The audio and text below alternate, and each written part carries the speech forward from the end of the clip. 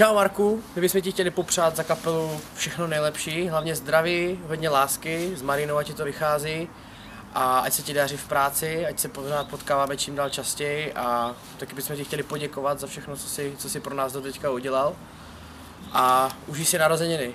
Doufám, že se brzo uvidíme a společně se opijeme.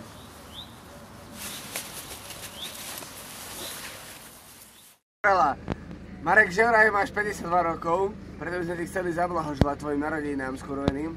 Ako za kapelu celú z očí v oči. Všetko najlepšie, aby ste mali pekné deti s Marinou, však už tak mohli by ste mať aj dve, nie?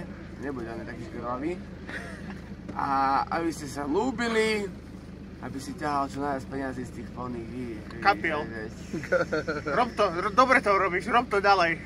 Ďalej. Milióny chceme, Marek, milióny. Najlepšie všetko! Ľúbime ťa! Čau! Tak Máro, Čau! všechno nejlepší. Všechno nejlepší! Čau. Čau Marku! Tak ti přejem všechno nejlepší.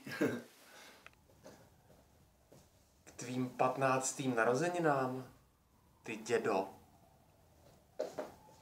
A já ti, Marku, přeju pevný zdraví a pevnou erekci. Tak pevné zdraví a pevnou erekci, jako mám já. A nebo já. A hlavně to moc nehroď. Všechno nejlepší.